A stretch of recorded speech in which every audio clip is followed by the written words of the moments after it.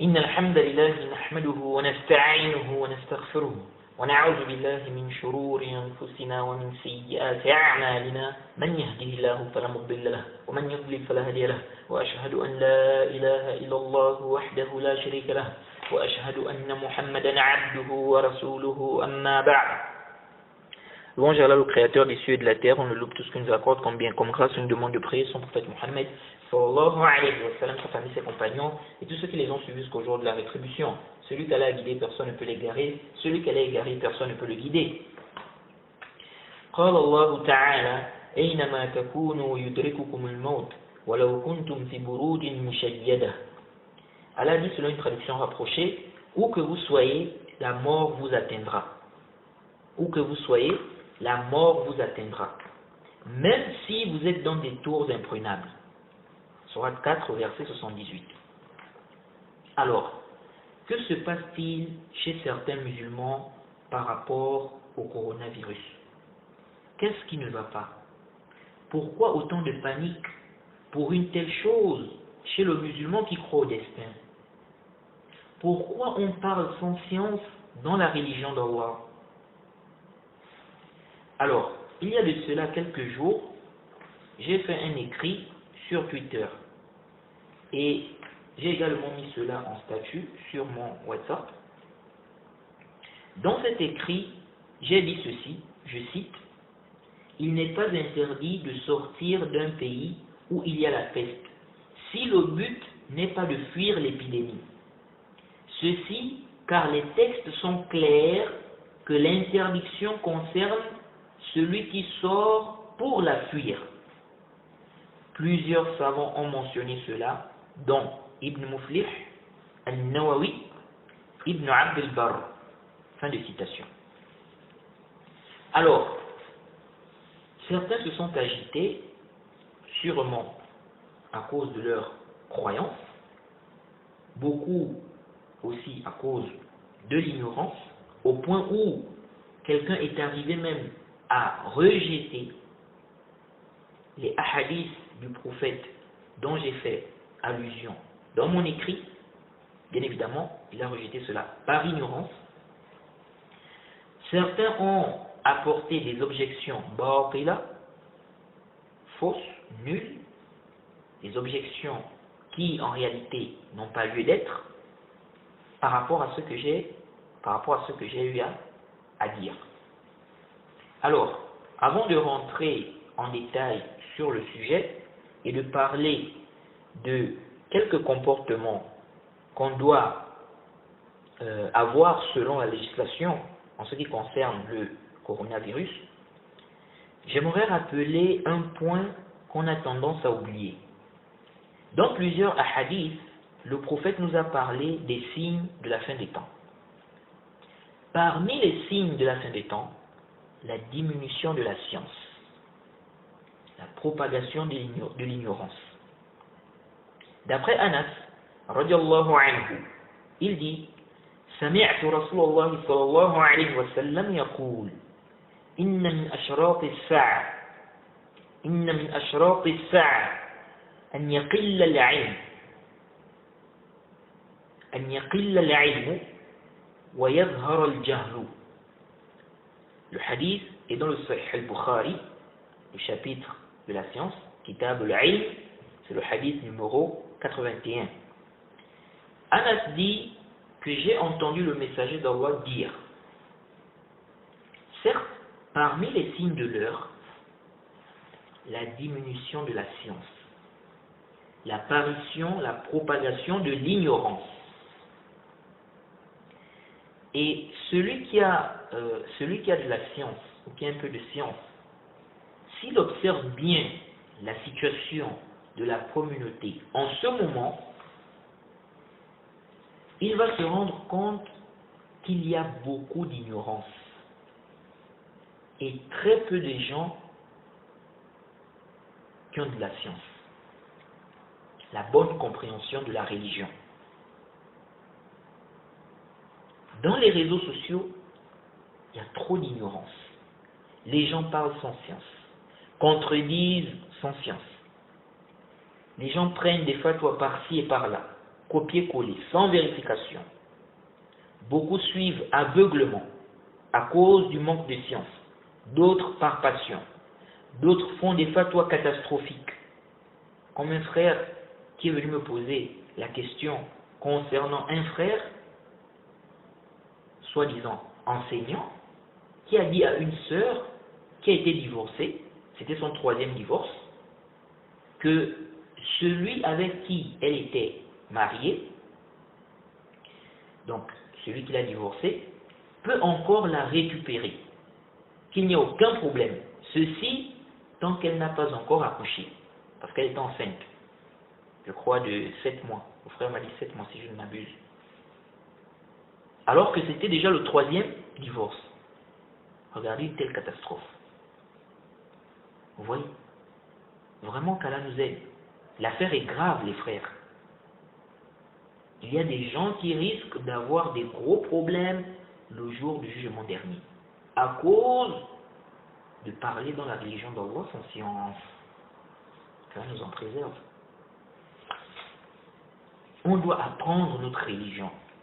Et ne pensez pas qu'avoir la science est une chose facile, qu'on obtient la science en se reposant. Il faut faire des efforts. Il faut faire des efforts. C'est pourquoi il faut rechercher la science sans cesse. Car on n'a rien en réalité. Allah musta'an. Et je demande à Allah de me faire mourir sur la voie de la recherche de la science. Ne perds pas de temps, mon frère.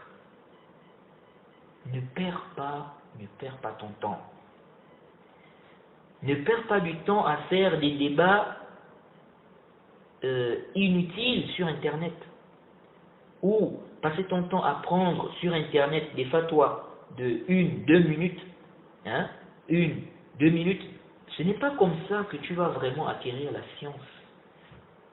Prends un cahier, un livre, un stylo, assieds-toi devant quelqu'un qui a étudié pour apprendre. Fais des efforts pour aller étudier auprès des savants. Ou écoute les cours des savants ou des étudiants fiables à travers Internet si tu ne peux pas te déplacer. Aujourd'hui, on a beaucoup plus de facilité pour apprendre la religion. Mais on n'est pas reçu. Et il y a beaucoup de gens qui sont dans le jahl, qui sont dans l'ignorance. Qu'Allah nous pardonne et qu'il nous facilite. Alors, pour revenir au hadith de Anas, le Cheikh Al-Fawzan, qu'Allah le préserve, lorsqu'il a expliqué ce hadith, et vous pouvez trouver ça sur Internet, il suffit d'écrire le début du hadith, ou le titre, ou bien le début du hadith sur YouTube. Ensuite, vous mettez le nom du Cheikh Al-Fawzan. Vous allez voir l'explication du Cheikh par rapport à ce hadith.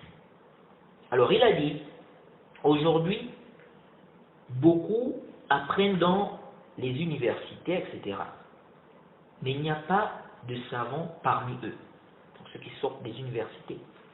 Il dit, ils ont des diplômes, mais si tu leur poses des questions sur les sujets les plus simples, ils ne peuvent pas te répondre. Il dit, donc le cheikh dit, il y a une différence entre la propagation de l'enseignement, donc le fait que l'enseignement soit répandu, et la science. Vous voyez? Donc on enseigne beaucoup, mais combien de personnes ont réellement le ilm, ont réellement la science? Donc le cheikh fait comprendre qu'il y a une différence. Aujourd'hui, on peut dire que les moyens pour étudier sont vraiment, c'est-à-dire les moyens pour étudier sont vraiment nombreux. Mais combien de gens réellement comprennent la religion correctement? Alors, le cheikh a dit, le cheikh a dit, tu verras que maintenant, les fuqaha sont très peu. Le cheikh Al-Fawzan dit quoi? Il dit, tu verras que maintenant, les fuqaha sont très peu. C'est pourquoi certaines personnes, lorsqu'on leur mentionne les savants de la sunna, que nous connaissons à notre époque, ils disent, mais donc pour vous, les savants de la sunna, c'est seulement ceux-là, quoi. Ils veulent en fait qu'on cite pratiquement tous ceux qui sont considérés comme des chouyours ou des savants par des gens. Ils veulent qu'on cite les Qardawi, les Mohamed Hassan, les Tarifi, les Walad Dado et plusieurs égarés pour élargir la liste. Non, ce n'est pas un problème d'élargir la liste. C'est un problème de savants fiables. Des gens qui sont sur la sunna, qui ont du ilm. Vous voyez. Donc ce n'est pas du tout un problème d'élargir la liste. Comme si pour eux, en fait, il est impossible que les savants de la sunna à notre époque soient moins nombreux qu'auparavant. Vous voyez. Le Cheikh Al-Fawzan a dit, tu verras que maintenant les fuqaha sont très peu. Ouais, le Cheikh n'a même pas, il n'a pas juste dit peu, il a dit sont très peu. Sont très peu. Allah musta'an. Et c'est un danger pour la communauté. Le fait qu'il y ait très peu de fuqaha. Le Cheikh Al-Fawzan dit également, le fiqh, la compréhension est rare maintenant. Il dit quoi? Le fiqh, la compréhension est rare maintenant. Il dit, beaucoup d'enseignants ont des diplômes, mais ils n'ont pas de fiqh. Il n'y a pas de compréhension. Et évidemment, si la science diminue, ça veut dire que l'ignorance prend de l'ampleur. Donc, faisons très attention. La science ne fait que diminuer. Pourtant, on a encore des savants. Pourtant, les livres des salafs, des savants sont là.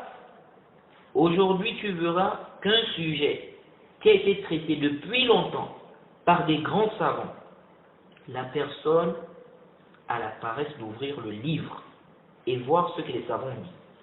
D'autres sont incapables à cause du niveau, d'autres n'ont pas la langue arabe, ce qui fait que parfois, quelqu'un peut même se retrouver à être le seul à évoquer tel ou tel sujet chez les anglophones, pour celui qui est anglophone, ou chez les francophones, pour celui qui est francophone, tellement les gens ne lisent pas, ne font pas des recherches, ou tellement les gens ont un blocage par rapport au niveau de science, du ilm. Et donc toi, lorsque tu expliques aux gens des choses qui pourtant, ou qui ont pourtant été expliquées depuis longtemps par des savants, on a l'impression que tu viens avec une nouvelle religion. D'autres disent, on n'a pas entendu tel savant de notre époque évoquer cela. Ce que tu dis est faux, car pourquoi tel savant n'a pas dit cela? Subhanallah. Alors qu'il te suffit d'apprendre ta religion pour comprendre que ce que le frère a dit est vrai, est juste. Il se peut qu'un sujet soit bien détaillé par un savant qui est déjà mort, tel que Ibn al-Qayyim, ou bien Nawawi, Ibn Hajar, ou bien Ibn Taymiyyah, etc. Et tu ne trouves aucun savant contemporain qui a détaillé le sujet comme eux ont détaillé le sujet. Vous voyez? Mais si tu ne reviens pas à ce qu'ils ont expliqué, il y a beaucoup de choses qui vont t'échapper.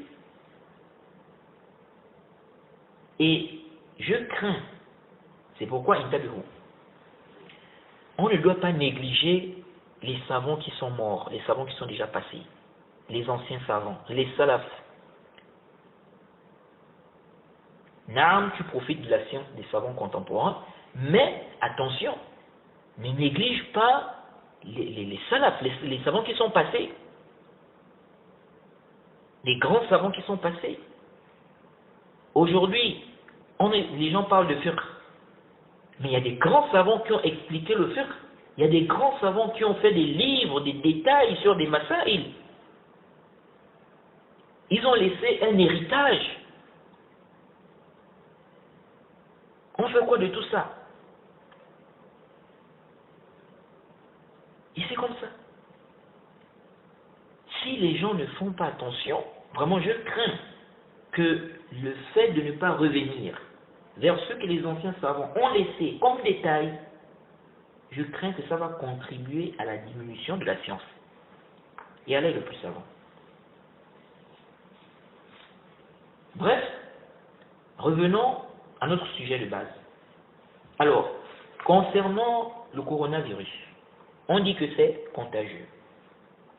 Quelle est la croyance que le musulman doit avoir en ce qui concerne les maladies dites contagieuses? Et est-ce que déjà le musulman doit croire en l'existence de la contagion? Et s'il ne doit pas croire en cela, comment expliquer le fait que des médecins disent qu'il y a des maladies contagieuses? Comment expliquer le fait que parfois quelqu'un qui est en bonne santé, s'il se mélange, s'il a des contacts avec quelqu'un qui est malade, il tombe également malade en ayant la même maladie? Comment expliquer cela? Alors sachez que les savants de l'islam ont divergé concernant la question de la contagion. Ceci à cause des textes qui, en apparence, semblent se contredire. La base du problème, c'est le hadith authentique, rapporté par l'imam al-Bukhari et l'imam Muslim, où le prophète dit « il n'y a pas de contagion ». Alors, est-ce que ici le prophète infirme complètement l'existence de la contagion? Dans un autre hadith, il a dit La yu'li shay'un shay'a.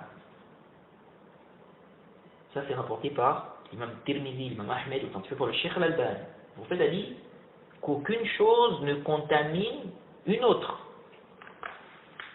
Et un compagnon a posé la question au prophète, il a eu un ishkal par rapport à cette parole.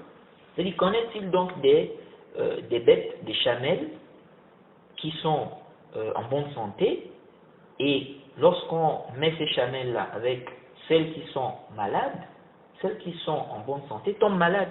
Comment comprendre cela? Et le prophète lui a dit, qui a contaminé la première bête ou bien la première chamelle? Il n'y a pas de contagion. Il a dit, qui a contaminé la première bête ou la première chamelle? Il n'y a pas de contagion. Donc de là, il y a un ishkal.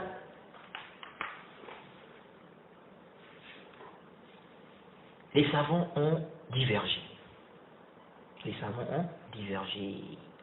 Car là, il y a un ishkal. Donc, cela veut-il dire qu'une personne ne peut pas contaminer une autre personne? Que ce qu'on appelle aujourd'hui les maladies contagieuses n'existent pas? Comment comprendre alors le hadith où le prophète interdit de sortir d'une terre où il y a la peste ou l'épidémie et aussi d'y rentrer? Comment comprendre le hadith où le prophète demande de fuir du lépreux comme on fuit le lion? Alors, sur tout cela, les savants ont divergé. J'ai décidé de vous lire les paroles des gens de science sur le sujet. Les savants ont déjà parlé sur cela, donc on n'est pas là pour inventer des choses.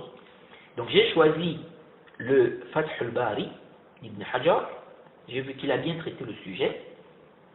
Alors on va lire quelques passages dans ce qu'il a mentionné. Alors,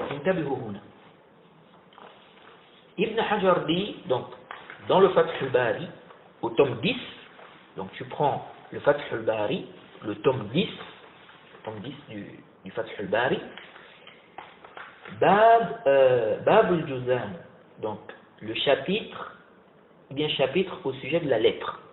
Donc tu prends le Fath al-Bari, bon, ça c'est pour ceux qui ont la langue arabe, bien évidemment. Au tome 10, le chapitre consacré à la lèpre, au sujet de la lèpre.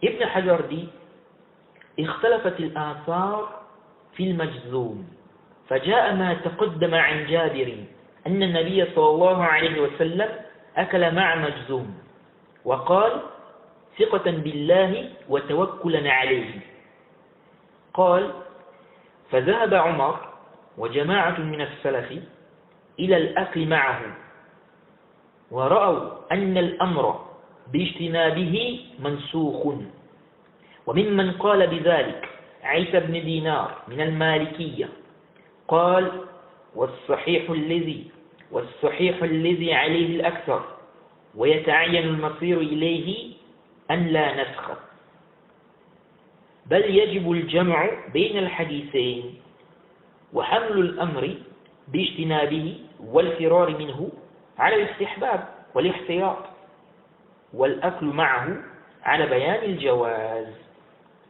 Alors il dit, Ibn Hajar dit, il y a une divergence au niveau des textes concernant le lépreux. Nous avons ce qui a été mentionné précédemment, d'après Jabir, que le prophète a mangé avec un lépreux. Et il a dit qu'il mange en plaçant sa confiance en Allah.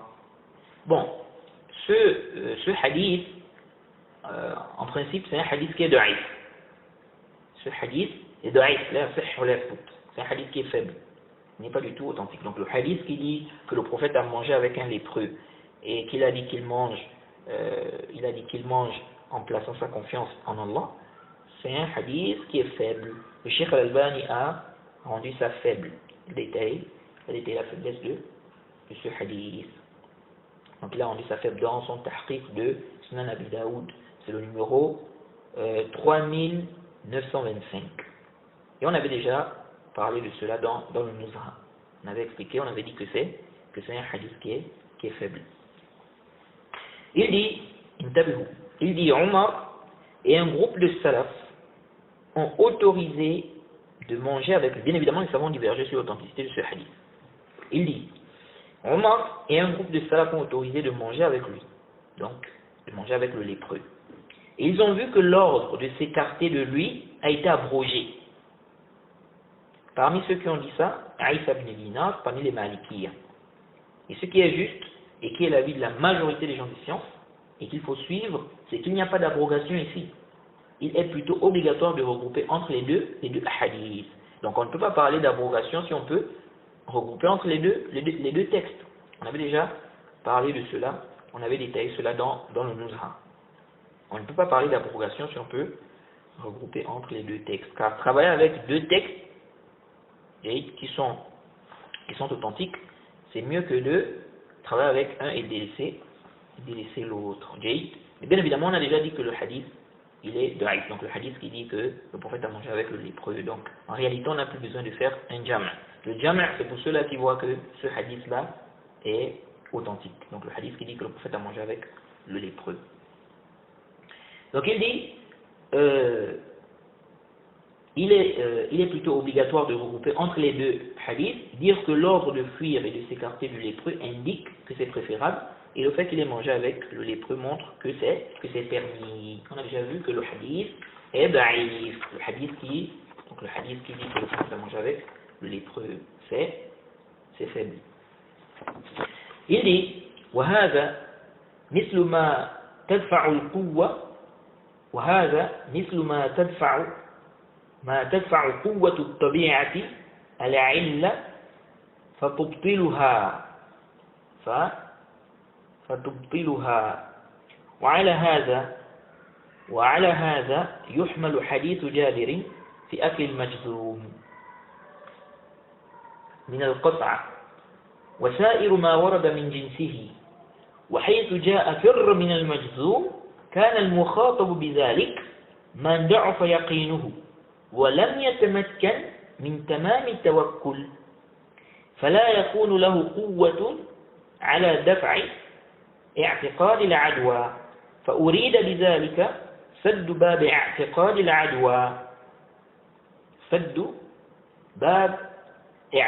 العدوى عنه بأن لا يباشر ما يكون سببا لإثباتها.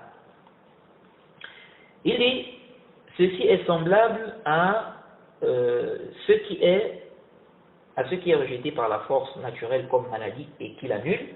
C'est ainsi qu'on doit comprendre le hadith de Jabir où le prophète a mangé avec le lépreux et le reste de ce qui est rapporté de la même catégorie. Quant au texte où il dit de fuir du lépreux, il s'adressait à celui qui a une faible certitude et qui n'a pas pu avoir une confiance complète en Allah.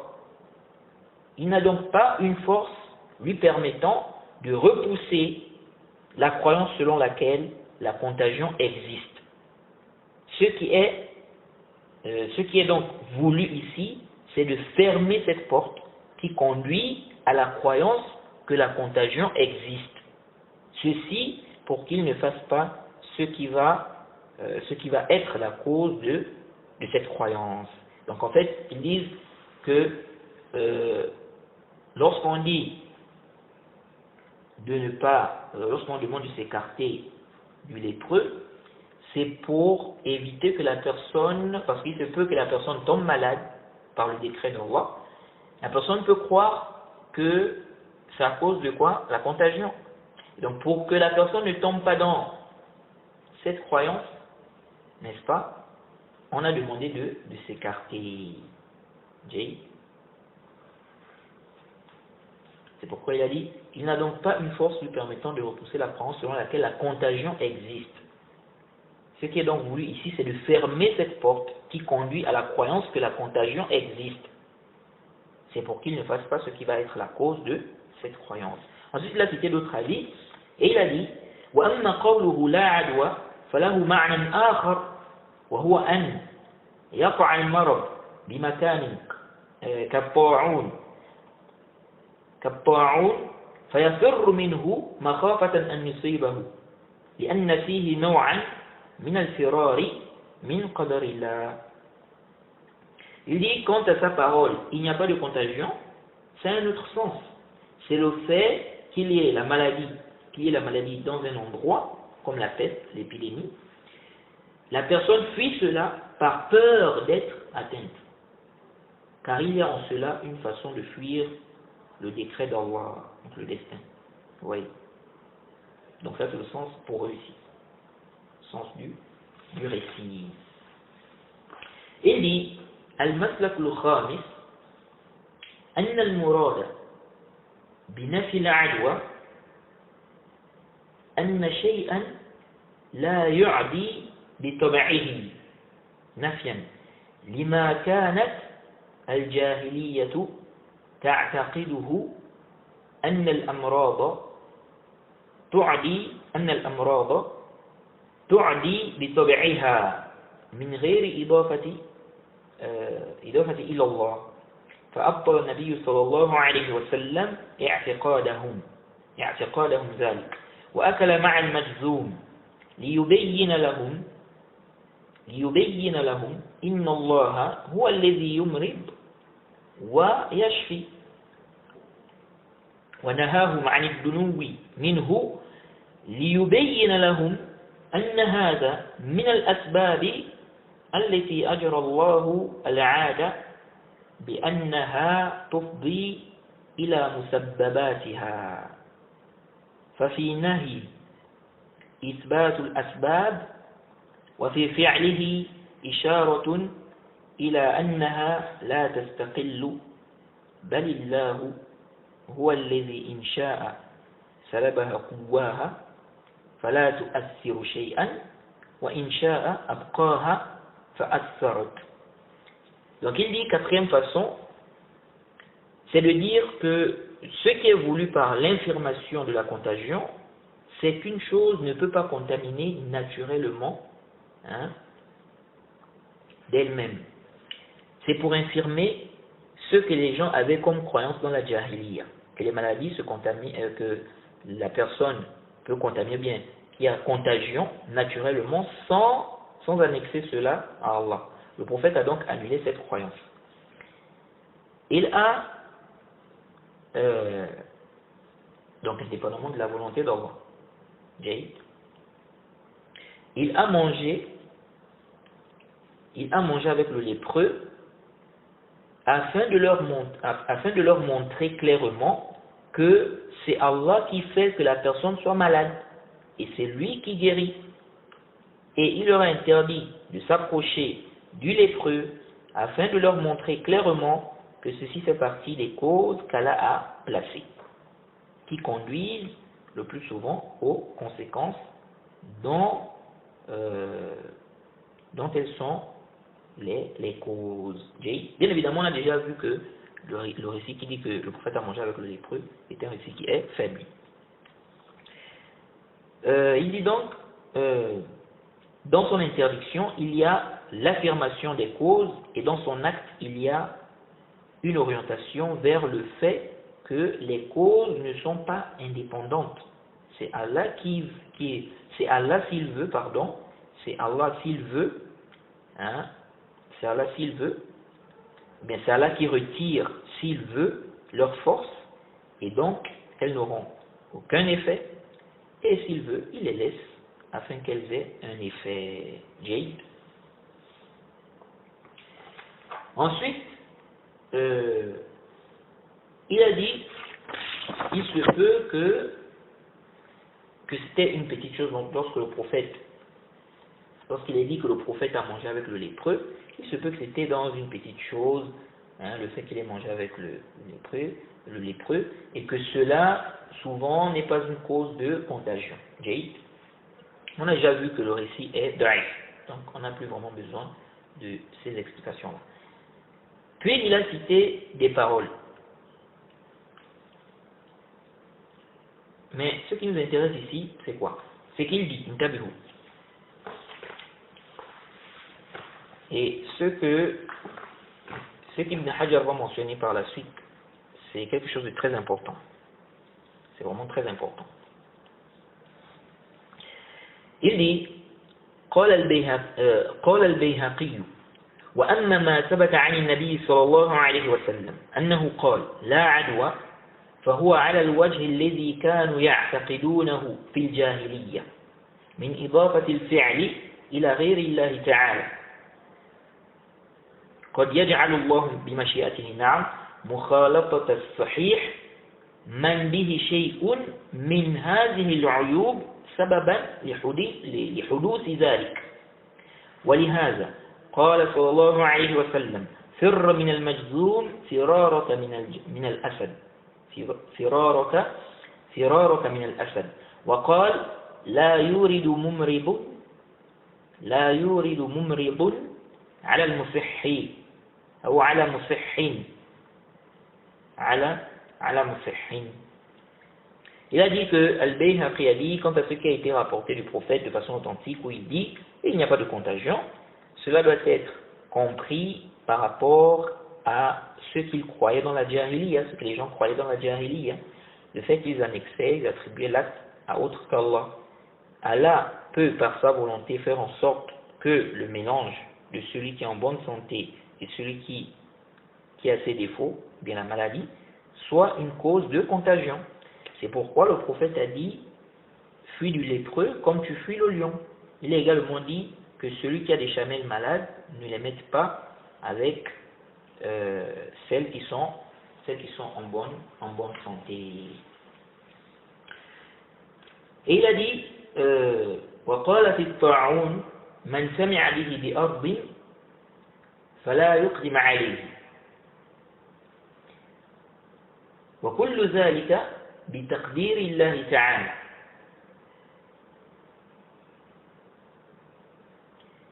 Il dit وكل ذلك بتقدير الله تعالى وتبعه على ذلك ابن صلاح في الجمع بين الحديثين ومن بعده وطائفة ممن قبله.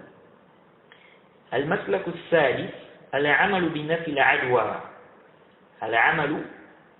العدوى أصلا ورأسا وحمل الأمر بالمجانبة على حسم المادة وسد الذريعة لأن لا يحدث للمخالط شيء من ذلك فيظن أنه بسبب المخالطة فيثبت العدوى التي نفاها الشارع وإلى هذا القول ذهب أبو عبيد وتبعه جماعة. Donc il dit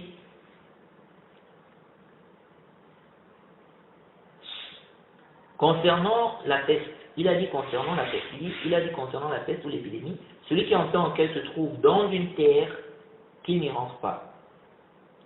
Tout ceci, c'est par le décret d'Allah. Ibn Salah et ceux qui sont venus après lui, ainsi qu'un groupe parmi ceux qui étaient avant lui, l'ont suivi dans cette explication, dans ce regroupement entre les deux hadiths. Sixième façon, infirmer complètement l'existence de la contagion. Donc cela dit qu'il n'y a pas de contagion. Jade, ça n'existe pas. Donc ce qu'on peut dire aujourd'hui maladie contagieuse, en réalité, il n'y a pas de contagion pour eux. Donc il dit sixième façon, donc ça c'est un groupe de savants. Sixième façon, infirmer complètement l'existence de la contagion et comprendre que l'ordre de s'écarter du lépreux, c'est dans le but de fermer la porte, supprimer la conception, afin que celui qui s'est mélangé ne soit pas atteint de quelque chose, donc de la maladie, qui va lui faire penser que c'est à cause du mélange de sa fréquentation qu'il a eu la maladie. Ce qui va le pousser à croire qu'il y a la contagion que le législateur a infirmée. Et ceci est l'avis de Abu Ubayd, et un groupe l'a suivi, n'est-ce pas, dans ça. Donc, en un mot, pour ces savants-là, il n'y a pas de contagion. Il n'y a pas de contagion, donc ça n'existe pas. Il n'y a pas une maladie, on va dire une maladie contagieuse.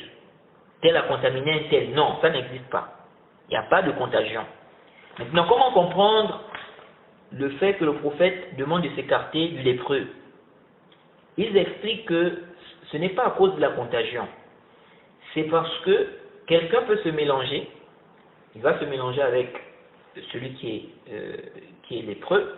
Il se peut qu'Allah décrète qu'à ce moment-là, il tombe malade. Il tombe malade. Pas parce qu'il y a la contagion, non. C'est Allah qui a décrété qu'à ce moment-là, il tombe malade. Et donc, lui, il va croire que c'est parce qu'il s'est mélangé avec le lépreux. C'est pourquoi il a eu la lèpre, ou bien c'est pourquoi il est tombé malade là. Et donc, il va croire qu'il y a contagion. Donc, pour empêcher ça, pour fermer la porte à cela, ils disent que c'est pourquoi le prophète a demandé de s'écarter du lépreux. Et donc, pour ces savants-là, en fait, tous les textes qu'on va citer, où on demande de prendre des précautions par rapport aux gens qui sont malades, aux gens qui ont des maladies. Pour eux, donc pour ces savants-là, ici, ce n'est pas parce qu'il y a contagion. Ce n'est pas parce qu'il y a contagion. Donc tous ces textes-là, ou bien tout ce qui est rapporté dans ce sens-là, hein, où on voit qu'il est demandé de se préserver, ce n'est pas parce qu'il y a contagion, mais c'est pour éviter, c'est pour fermer la porte en fait. Parce que il se peut que celui qui est en bonne santé se mette avec celui qui est malade, il se peut qu'il tombe malade, pas parce qu'il y a contagion, parce qu'Allah a décrété ça. Qu'à ce moment, c'est-à-dire à ce moment, il tombe malade, qu'il ait cette maladie-là. Et donc, lui, il va croire, parce que c'est quelque chose c'est quand même une chose qui est forte, cette croyance-là, qu'il y a contagion. Et donc, lui, il va croire que c'est à cause de ça, c'est parce qu'il s'est mélangé avec avec la personne. C'est pourquoi il a eu cette maladie. Et donc, s'il a ça comme croyance, il va contredire le hadith qui dit il n'y a pas de contagion. Et donc, à cause de ça, c'est pourquoi le prophète a demandé de se préserver. Donc, c'est pourquoi il dit de ne pas mettre des bêtes qui sont malades, n'est-ce pas, de mélanger les bêtes qui sont malades avec des bêtes qui ne sont pas malades. C'est pourquoi il demande de fuir du lépreux. C'est pourquoi il demande, n'est-ce pas, de ne pas rentrer dans une terre où il y a l'épidémie. Tout ça, ce n'est pas parce qu'il y a contagion. C'est pour fermer la porte à cette croyance-là qu'il y a contagion, justement. Oui. Donc ça, c'est la position de ces savants-là. C'est un avis. Et le Cheikh Muqbil, il a penché vers cet avis-là. Il a soutenu cet avis, c'est-à-dire qu'il n'y a pas de contagion. Lui, le Cheikh Muqbil voit qu'il n'y a pas de contagion. Il n'y a pas de contagion. C'est sa position. Mais il dit que l'autre avis aussi, celui qui a pris l'autre avis, qu'il y a bel et bien contagion, mais bien évidemment, c'est par la volonté d'Allah, il dit qu'il a aussi ses salafs dans ça. Il a aussi ses salafs dans ça. Bref. Donc ça, c'est la sixième façon de comprendre donc ces textes-là. Alors il dit ceci, donc il continue, il dit فقال أبو عبيد ليس في قوله لا يورد ممرض على المصح إثبات العدوى بل لأن الصحاح لو مرضت بتقدير الله تعالى ربما وقع في نفس صاحبها أن ذلك من العدوى فيفتتن ويتشكك في ذلك فأمر باجتنابه قال وكان بعض الناس يذهب إلى أن الأمر بالاجتناب إنما هو للمخافة على الصحيح من ذوات العاهة قال وهذا شر ما حمل عليه الحديث لأن فيه إثبات العدوى التي نفاها الشارع ولكن الوجه الحديث عندي ما ذكرته. Donc il dit, Abu Ubayd a dit, il n'y a pas dans sa parole que celui qui a des chamelles malades ne les mette pas avec les chamelles en bonne santé. Il n'y a pas dans cette parole une affirmation de la contagion. Il dit, il n'y a pas dans cette parole une affirmation de la contagion. Il dit cela, il a dit cela car s'il arrive que celles qui sont en bonne santé, donc les chamelles qui sont en bonne santé, tombent malades par le décret d'Allah, donc c'est pas parce qu'il y a contagion, parce qu'Allah a décrété ça. Donc s'il arrive que les chamelles qui sont en bonne santé tombent malades par le décret d'Allah, il se peut que leur propriétaire, donc le propriétaire des chamelles, il se peut qu'ils se disent que ceci est dû à la contagion. Il sera donc éprouvé. Et il va commencer à douter. Donc, concernant le hadith, le prophète lui dit il n'y a pas de contagion. Et donc, il dit, le prophète a alors ordonné de s'en écarter. Donc, de ne pas mélanger les bêtes malades, bien les chamelles qui sont en bonne santé avec celles qui sont malades. Certaines personnes ont dit qu'il a ordonné de s'en écarter par peur pour celui qui est en bonne santé, de ceux qui ont une infirmité, de ceux qui ont une infirmité, une défectuosité. Il dit, ceci est la plus mauvaise explication qu'on ait donnée au hadith. Ceci car ça confirme la contagion que le législateur a infirmée. Le sens du hadith, chez moi, c'est ce que j'ai mentionné avant ça. Ça, c'est ce qu'il a dit. Ensuite, il a dit, donc Ibn Hajar a dit, donc il a mentionné récemment, bien sûr qu'on a cité, bien précédemment, il a mentionné la parole de Abu Ubayd. Maintenant, il dit, vous savez, وأطنب ابن خزيمة في هذا في كتاب التوكل فإنه أورد حديث لا عدوى عن عدة من الصحابة وحديث لا يورد ممرض على مصح من حديث أبي هريرة وترجم للأول التوكل على الله في نفي العدوى وللثاني ذكر خبر غلط في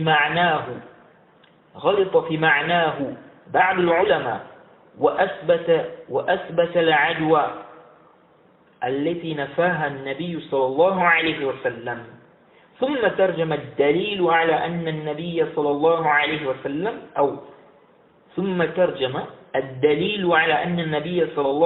وسلم لم يرد إثبات العدوى بهذا القول فساق حديث أبي هريرة لا عدوى قال أعرابي فما بال الإبل يخالطها الأجرب فتجرب قال فمن أعدى الأول. Donc il dit, Ibn Hajar dit, et Ibn Khuzayma a longuement parlé de ça dans le livre La confiance en Allah. Il a mentionné le hadith, il n'y a pas de contagion, de plusieurs compagnons, Et le hadith, celui qui a des chamelles malades, que celui qui a des chamelles malades ne les mette pas avec celles qui sont en bonne santé, d'Abu Huraira, pour le premier hadith, donc il n'y a pas de contagion, il a mis comme titre la confiance en Allah dans le fait d'infirmer la contagion. Et pour le deuxième hadith, il a mis, donc le titre du hadith, la mention de l'information, la mention de l'information sur lequel certains savants se sont trompés. La mention de l'information sur laquelle certains savants se sont trompés concernant son sens. Concernant son sens. Donc il dit, la mention de l'information sur laquelle certains savants se sont trompés concernant son sens, ou concernant le sens. Ils se sont trompés concernant le sens de ce récit-là. Ils ont affirmé, il dit, ils ont affirmé la contagion que le prophète a infirmée. Donc, pour Ibn Khuzayma, ceux qui ont dit qu'il y a contagion se sont trompés.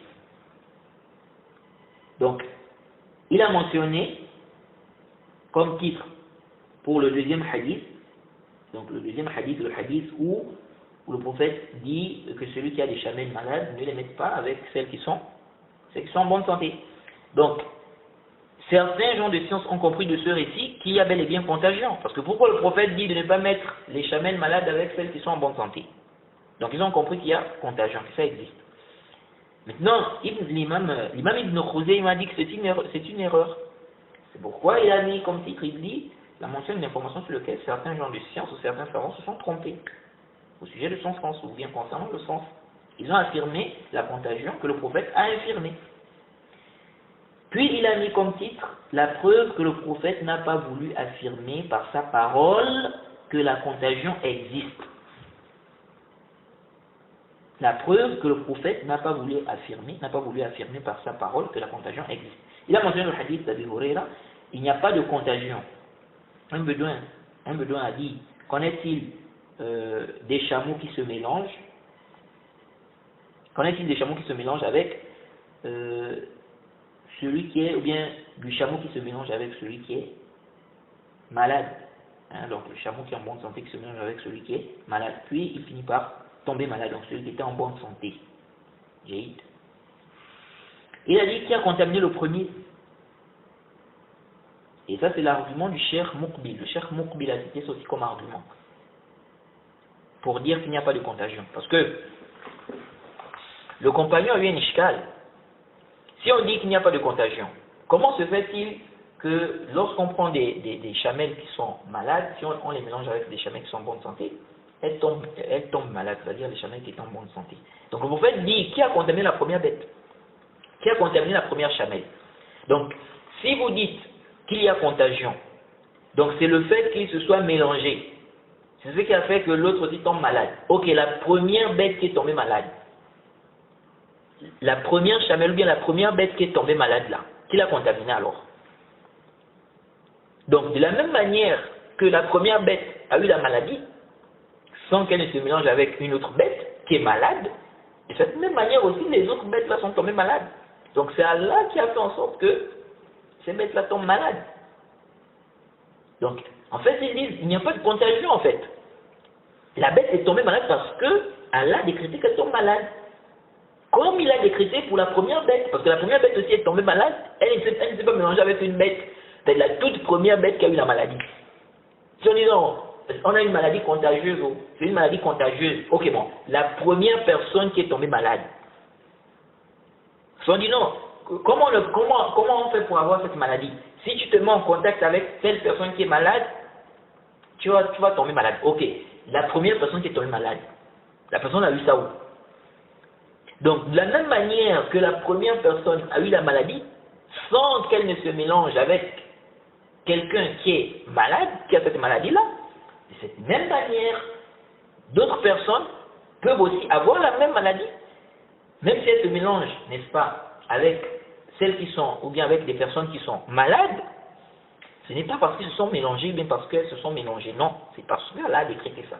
Oui. Donc le prophète a dit, qui a contaminé la première bête? Qui a contaminé la première chamette? Oui. Donc ça c'est leur istidlal.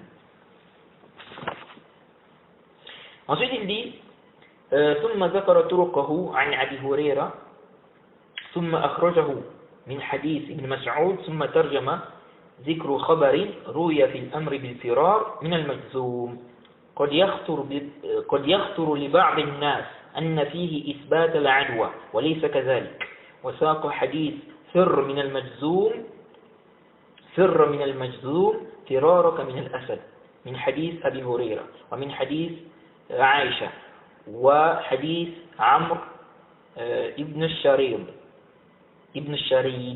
نعم ابن الشريد عن أبيه في أمر المجذوم بالرجوع وحديث ابن عباس لا تديموا النظر إلى المجذومين. Donc il dit, puis il a mentionné ses voix d'après Abi Huraira, il a rapporté cela, le hadith d'Ibn Mas'ud, puis il a mis comme titre la mention de ce qui a été rapporté concernant le fait de fuir le lépreux. Certaines personnes peuvent penser qu'il y a dans ce récit la confirmation de l'existence de la contagion, pourtant ce n'est pas le cas. Pourtant, ce n'est pas le cas. Il dit, pourtant ce n'est pas le cas. Il a cité le hadith fuis du lépreux comme tu fuis le lion, d'après le hadith, il a cité ce hadith d'Abi Huraira, Aïcha, et le hadith de Amr ibn Sharid, d'après son père, dans lequel le prophète a demandé aux lépreux de retourner. Quelqu'un était lépreux, il est venu, il voulait voir le prophète, ou il voulait rencontrer le prophète par rapport à quelque chose, le prophète lui a demandé de retourner. C'est-à-dire, on t'a fait le serment d'allégeance, retourne, vous voyez. Tout ça, c'est pourquoi on a expliqué, tous ces hadiths-là pour les savants qui voient qu'il n'y a pas de contagion et qui ont expliqué, comme on a expliqué, c'est-à-dire qu'on a demandé de se préserver, tout ça, ce n'est pas à cause de, c'est pas pour dire qu'il y a contagion, ou bien ce n'est pas à cause de la contagion, mais c'est pour éviter, pour fermer la porte, pour que les gens ne tombent pas dans la croyance qu'il y a effectivement contagion. Et le hadith, donc il a cité le hadith d'Ibn Abbas, mais regardez pas longuement le lépreux, on va parler de cela. Ensuite il dit, ثم قال إنما أمرهم صلى الله عليه وسلم بالفرار من المجذوم كما نهاهم أن يورد الممرض على المصح شفقة عليهم خشية أن يصيب بعض من يخالطه المجذوم الجذام والصحيح من الماشية الجرب فيسبق إلى بعض المسلمين أن ذلك من العدوى فيثبت العدوى التي نفاها صلى الله عليه وسلم فأمرهم بتجنب ذلك شفقة منه ورحمة ليسلموا من التصديق بإثبات العدوى وبين لهم أنه لا يعدي شيء شيئا. قال ويؤيد هذا أكله صلى الله عليه وسلم مع المجذوم ثقة بالله وتوكلا عليه وساق حديث جابر في ذلك. Il dit puis il a dit le prophète leur a ordonné de fuir du lépreux comme il leur a interdit de mettre des chamelles malades avec celles qui sont en bonne santé, ou bien par compassion, par compassion pour eux, de peur que, donc par compassion pour eux, par miséricorde, de peur que certains qui se mélangent avec le lépreux aient la lèpre. Et le troupeau, ou bien les troupeaux qui sont en bonne santé, tombent malades. Donc en se mélangeant avec d'autres bêtes. Il dit ici, donc ils sont malades. Il dit, ceci fera penser à certains musulmans que c'est dû à la contagion. Et ils vont donc affirmer l'existence de la contagion que le prophète a infirmée. C'est pourquoi le prophète leur a ordonné de s'en écarter. Ceci par compassion et par miséricorde pour eux, afin qu'ils soient préservés de cette croyance sur la contagion. Il leur a fait comprendre qu'aucune chose ne contamine une autre. Il a dit ce qui renforce cela, c'est qu'il a mangé avec le lépreux en plaçant sa confiance en Allah. On a déjà vu que ce hadith est da'if la sahih wa la yathbut.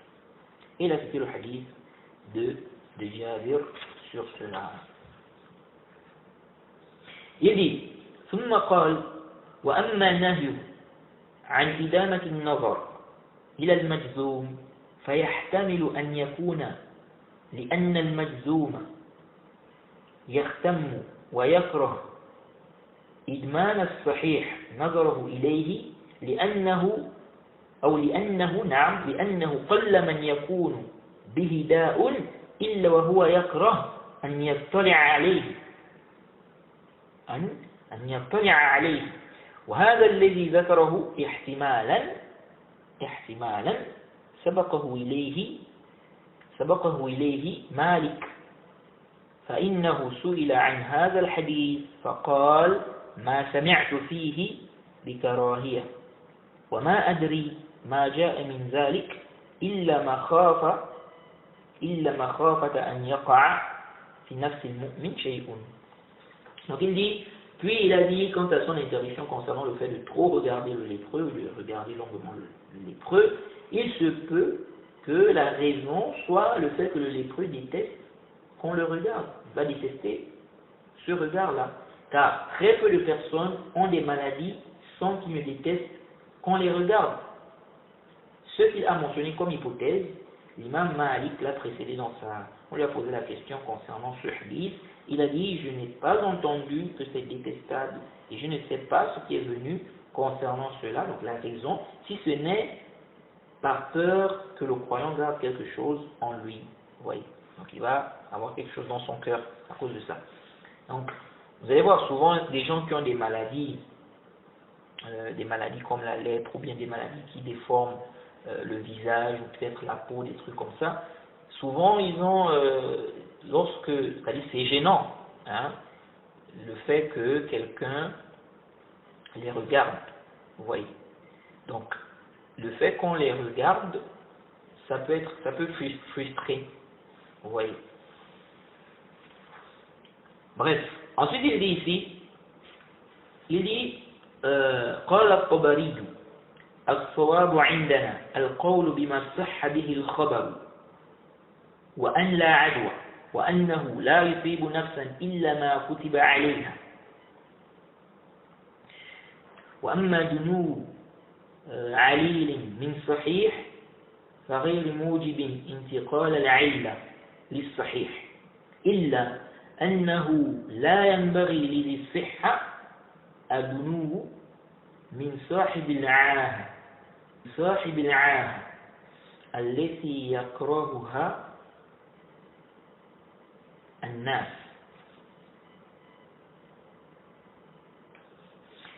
لا لتحريم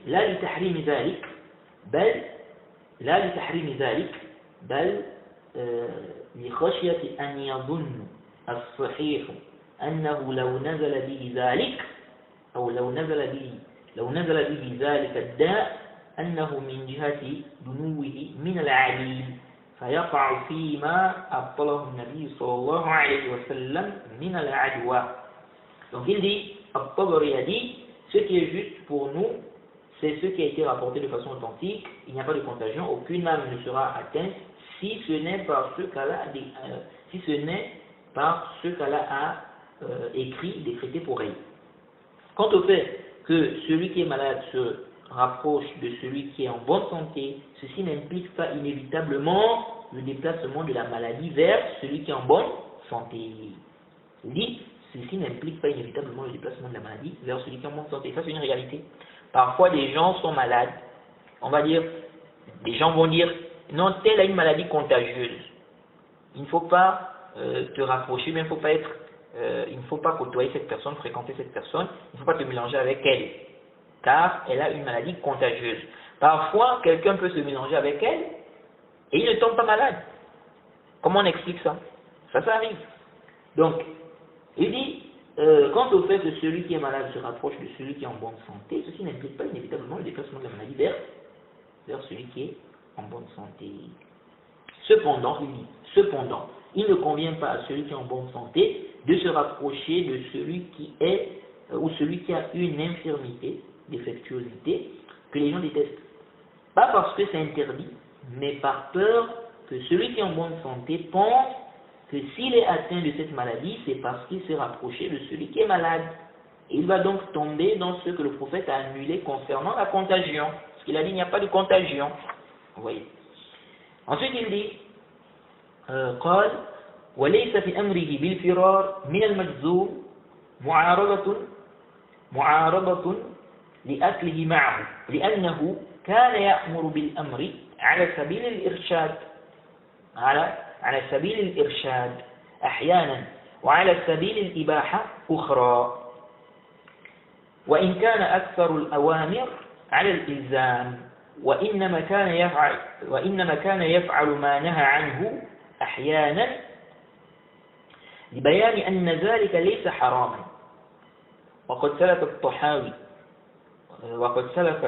الطحاوي أو الطحاوي في معاني الآثار مسلك ابن خزيمة فيما ذكره فأورد حديث لا يورد ممرض على مصحين.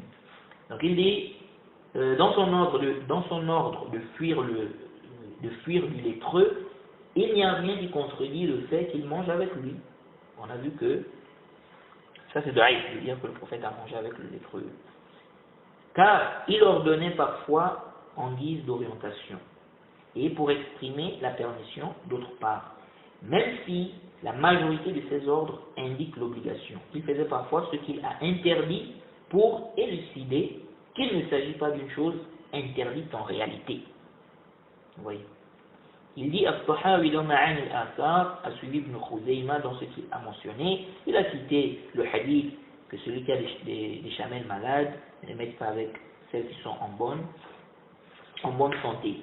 Et il a dit Ma'nahu, donc Al-Tahawi, أن المصحة قد يصيبه ذلك المرض فيقول الذي أورده لو أني ما أوردته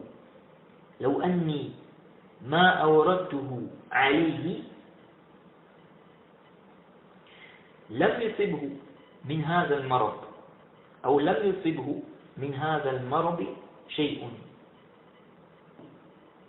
والواقع أنه لو لم يورده لأصابه لكون الله تعالى قدره فنهى عن إراده لهذه العلة التي لا يؤمن غالبا من وقوعها في قلب المرء ثم ساق الأحاديث في ذلك فأطنب وجمع بينها بنقل ما جمع به ابن خزيمة ولذلك قال القرطبي في المفهم إنما نهى رسول الله صلى الله عليه وسلم عن إيراد الممرض على المصح مخافة الوقوع فيما وقع فيه أهل الجاهلية من اعتقاد العدوى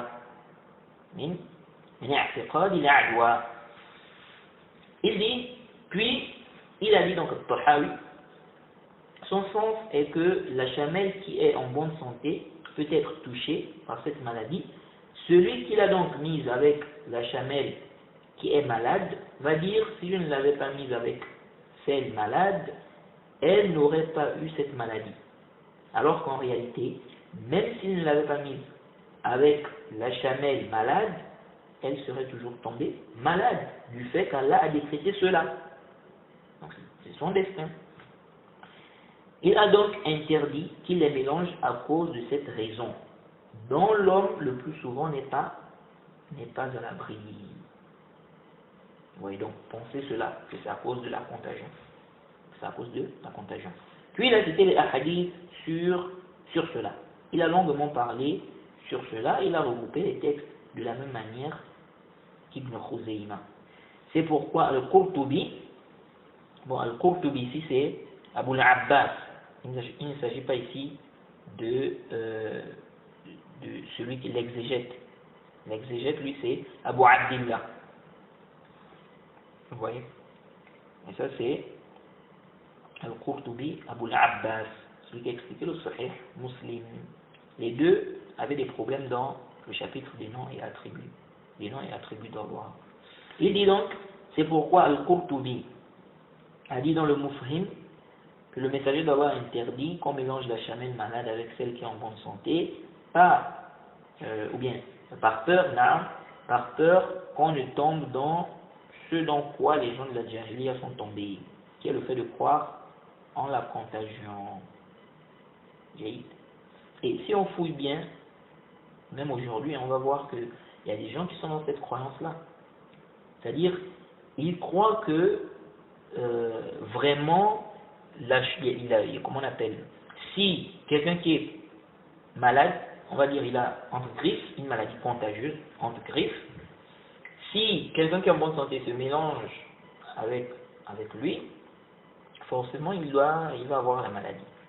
Donc ils oublient même que tout est décrété en fait. Vous voyez. Donc il dit, par peur qu'on ne tombe dans ce dans quoi les gens de la Jahiliya sont tombés, qui est le fait de croire en la contagion. Ensuite il a dit, أو مخافة التشويش النفوس وتأثير الأوهام، وهو نحو قوله فر من المجذوم فرارك من الأسد، وإن كنا نعتقد أن الجذام لا يعدي لكننا نجد في أنفسنا نفرة وكراهية لمخالطته حتى لو أكره إنسان نفسه على القرب منه وعلى مجالسته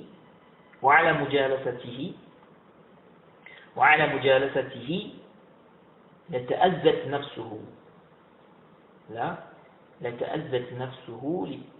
نفسه بذلك، فحينئذ فالأولى للمؤمن أن لا يتعرض إلى ما يحتاج فيه إلى مجاهدة، فيجتنب الطرق الأوهام ويباعد أسباب الآلام، مع أنه يعتقد أن لا ينجي حذر من قدر الله أو من قدر، والله أعلم. Il dit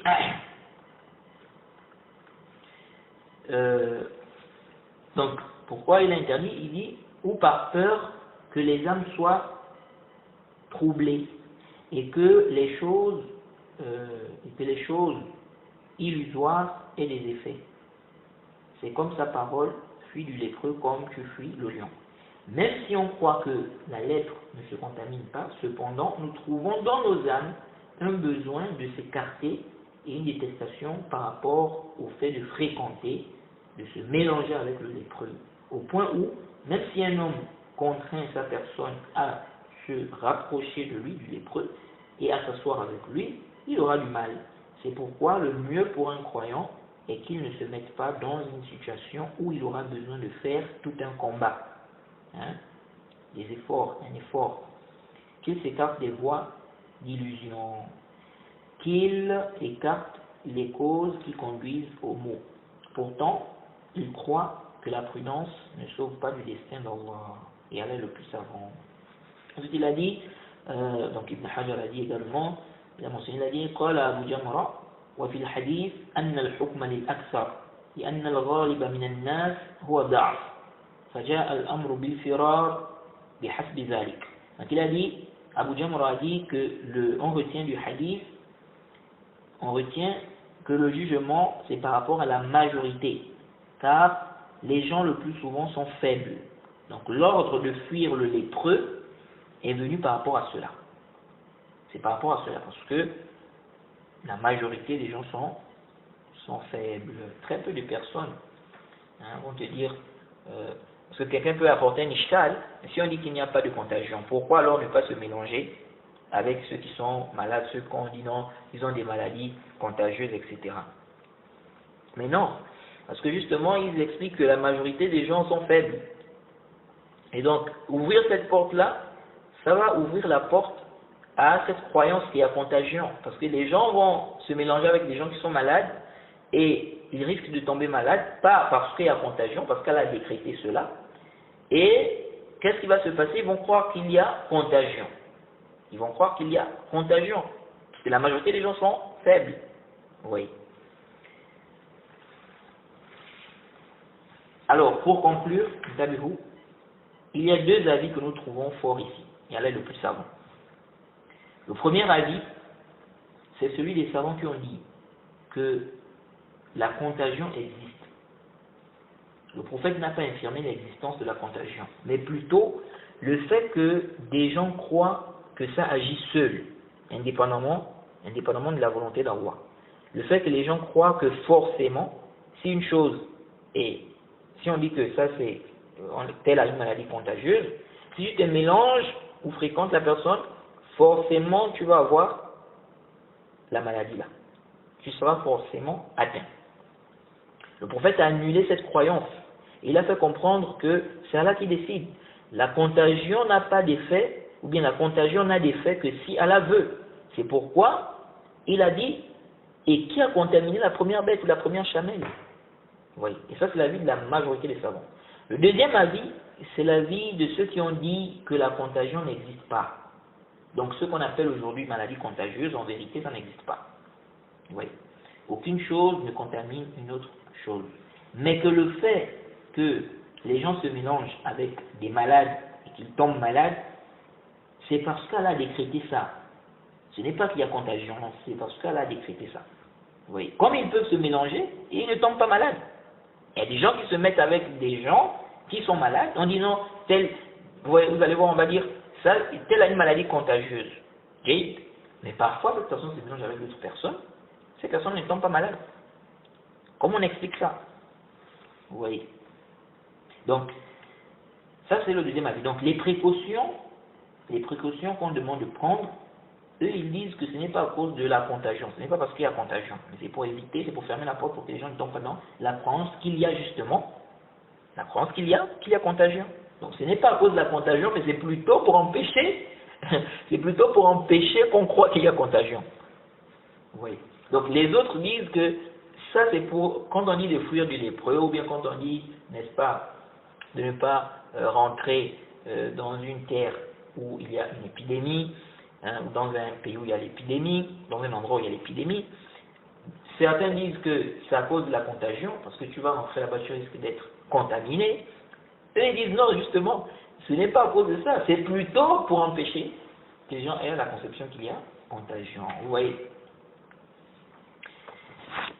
Et le prophète a interdit plusieurs choses comme ça, pour pas que les gens tombent dans le haram, ou pour préserver notre tawhid. Vous voyez, par exemple, lorsqu'on parle de la construction des tombes dans les mosquées, on interdit cela, car ça va conduire au shirk aussi. Oui, les images d'êtres animés, etc. Ne pas s'isoler avec une femme étrangère, ça peut conduire au zina, on interdit ça. Ça peut conduire à ce qui est haram, on interdit ça. Oui. Donc il y a des choses qu'on interdit comme ça, parce que ça va conduire à ce qui est prohibé. Oui. Donc ils disent que le prophète a dit qu'il n'y a pas de contagion, donc le texte est général, on prend le texte là comme ça, il n'y a pas de contagion, effectivement, comme le prophète a dit. Maintenant les textes où on dit de fuir du lépreux, où on dit ceci, ces textes-là, ils expliquent que ce n'est pas parce qu'il y a contagion. Ce n'est pas parce qu'il y a contagion, mais c'est plutôt pour fermer la porte. C'est pour fermer la porte à cette conception-là qu'il y a contagion. Car si on ouvre la porte, là, on dit aux gens, donc quelqu'un est malade, on dit qu'il a telle maladie, tu te mélanges avec lui, etc. Si la personne tombe malade, la personne qui est en bonne santé, elle risque de croire que c'est parce qu'il y a contagion. Vous voyez? Et elle va tomber dans quoi? Dans ce qui est interdit pour eux, parce qu'ils disent que le prophète a dit qu'il n'y a pas de contagion. Donc on n'a pas à croire qu'il y a contagion. Oui. Donc là ce sont les deux avis en fait qui sont les avis les plus forts, Allah est le plus savant. Vous voyez. Et voilà, même si nous penchons plus vers le premier avis. Ceci car lorsque le prophète a dit il n'y a pas de contagion, le compagnon a dit, qu'en est-il des chamelles, hein, ou bien, qu'en est-il du fait qu'on mette des chamelles qui sont en bonne santé avec celles qui sont avec celles qui sont malades, et celles qui sont en bonne santé tombent malades. Comment expliquer ce fait? Vous voyez? Et justement, le compagnon a ramené cela parce que le prophète a dit il n'y a pas de contagion. Vous voyez? Donc, il y a eu un ishkal. Comment on va expliquer cette réalité? Aujourd'hui, il y a des gens parfois qui viennent qui disent que le prophète Mohammed a dit qu'il n'y a pas de contagion. Ça contredit la science, c'est dit cela. Il y a des maladies contagieuses, etc. Est-ce que vous avez bien compris? Oui. Donc, l'ishkal que vous êtes en train d'apporter aujourd'hui, vous prenez ça comme argument pour dénigrer l'islam, pour dire que non, l'islam n'est pas vrai, ou bien le prophète n'est pas un véritable prophète, ou d'autres pour rejeter des hadiths, soit disant comment il a dit il n'y a pas de contagion, alors qu'on sait qu'aujourd'hui il y a des maladies contagieuses. Cet ishkal que vous allez vous apporter maintenant, un compagnon avait déjà eu l'ishkal là depuis. Quand le prophète a dit il n'y a pas de contagion, le compagnon a ramené cet ishkal. Il dit mais comment on explique alors ce fait? On prend des bêtes qui sont malades, on mélange ces bêtes avec des bêtes qui ne sont pas malades, celles qui ne sont pas malades, donc les bêtes qui ne sont pas malades tombent malades. Comment on explique ça? Donc il a bien ishkal, il dit, oh messager de Allah, comment comprendre puisque tu dis que en Espagne il n'y a pas de contagion. Donc il a vu cet ishkal, et le prophète a répondu. Le prophète a dit qui a contaminé la première bête? Et c'est cette réponse qu'on vous donne. Lorsque vous dites aujourd'hui, vous dites non, votre prophète dit qu'il n'y a pas de contagion. Aujourd'hui on a des maladies contagieuses. On vous pose la question, qui a contaminé la première personne? Vous nous dites non, ça c'est telle maladie, c'est une maladie contagieuse. Ça se transmet, si tu touches la personne, ou si tu fais ceci à la personne, etc. Ok, la première personne qui a eu la maladie là, comment elle a eu ça? Qui l'a contaminé? Donc, le prophète de l'islam, le prophète montre que tout ça c'est par la volonté d'Allah. Quelqu'un peut être malade, il se mélange avec quelqu'un qui n'est pas malade, il ne tombe pas malade. Celui qui n'est pas malade là ne tombe pas malade. Comme la personne peut tomber malade, par le décret d'Allah, c'est Allah qui a décidé, qui a décrété cela. Ou l'ishkal. Donc, intabehou. Donc ici là, lorsque le prophète a dit il n'y a pas de contagion, le compagnon a posé l'ishkal. Donc ceci montre, intabehou. Ceci veut dire clairement que le compagnon a compris ici une affirmation de la contagion. C'est pourquoi il a eu un ishkal. Lorsque le prophète a dit il n'y a pas de contagion, parce que pourquoi le compagnon a mentionné ce fait-là? On met des bêtes, des chamelles qui sont en bonne santé, lorsqu'elles sont avec celles qui sont malades, de la maladie, de la peau ou la maladie, on voit que voilà, les autres aussi tombent. Donc celles qui étaient en bonne santé tombent malades. Comment expliquer? C'est parce que justement ce compagnon a compris de cette parole une affirmation de la contagion. Maintenant il veut comprendre, mais là on a un fait. Comment on fait? Comment on fait avec ça? Vous voyez? Donc c'est comme s'il disait au prophète, mais si tel est le cas, donc si on dit qu'il n'y a pas de contagion, comment expliquer cette réalité? Et là le prophète lui a donné la réponse. Il a dit qui a contaminé la première bête, la première chamelle. Donc le prophète ici n'a pas dit tu as mal compris, non. Il a dit qui a contaminé la première bête ou la première chamelle. Donc il lui a plutôt donné une réponse qui montre que ce mélange-là, c'est par la volonté d'Allah qu'il y a eu la maladie. Donc, ne crois pas que c'est parce qu'il y a forcément eu mélange. Parce que la première bête, comment elle a fait? La première bête qui est tombée malade. Oui. Donc, ne crois pas que s'il y a le mélange, s'il y a le mélange là, forcément la bête va tomber malade.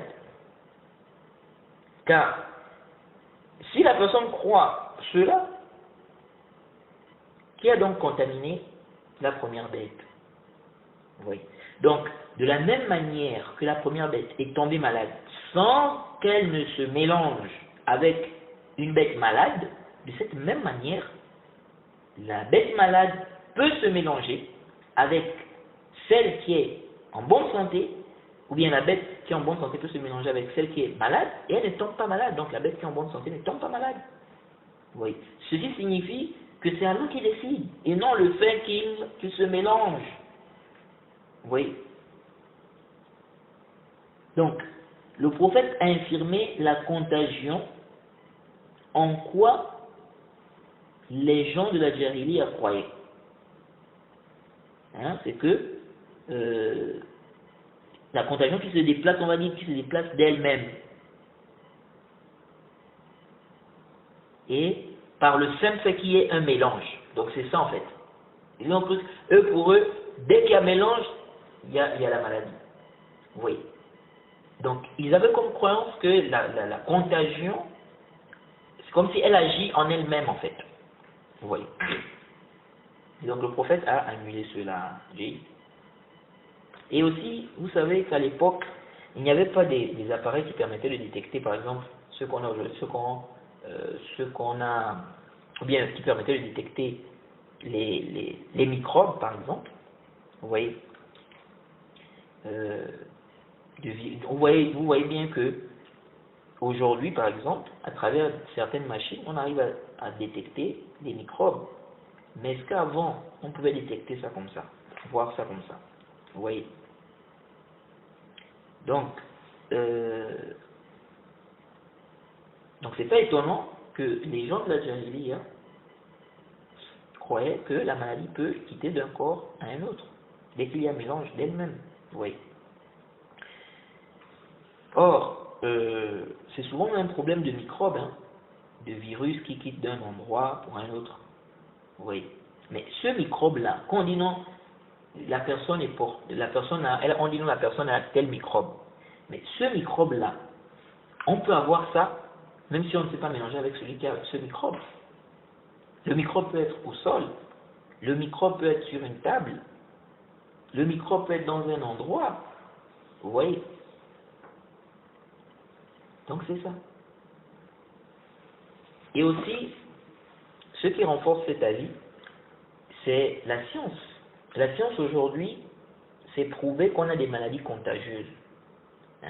Des microbes qui se déplacent d'un corps à un autre. Oui.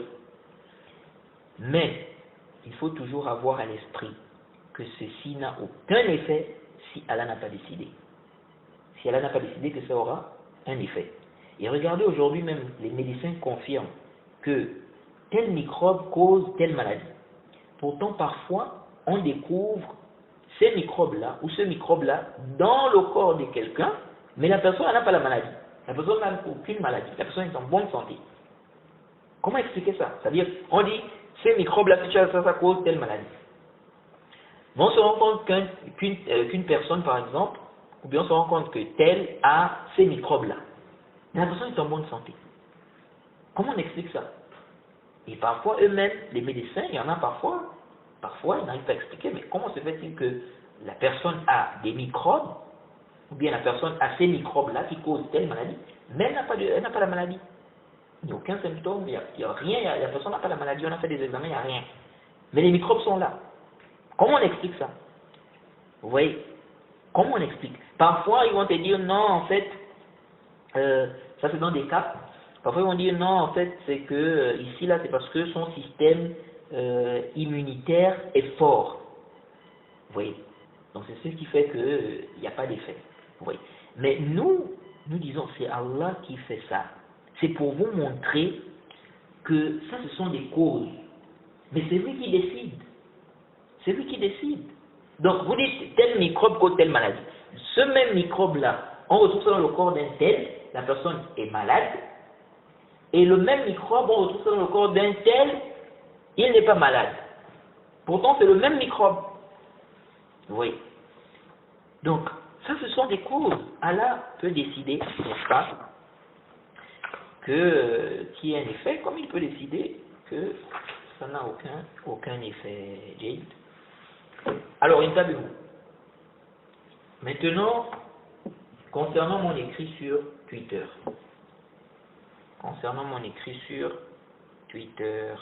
Rapidement, on va essayer de terminer. Pourquoi j'ai dit que si la personne sort du pays où il y a l'épidémie, pourquoi j'ai dit que c'est permis si ce n'est pas pour fuir? Car les textes sont clairs sur cela. Le prophète Mohammed sallallahu alayhi wa sallam a dit إذا سمعتم به donc الطاعون بأرض فلا تقدموا عليه وإذا وقع بأرض وأنتم بها فلا تخرجوا فرارا منه. فَلَا تَخْرُجُوا فِرَارًا مِنْهُ. Ça c'est dans le Sahih al-Bukhari, le Sahih Muslim. Le Sahih al-Bukhari, le hadith numéro 5739, dans le Sahih Muslim, le hadith numéro 2219. Le prophète Mohammed sallallahu alayhi wa sallam dit, si vous entendez qu'il y a la peste ou une épidémie, dans une terre, n'y rentrez pas. Et s'il y a l'épidémie, alors que vous êtes dans une terre ou à l'intérieur, n'y sortez pas par peur de celle-ci.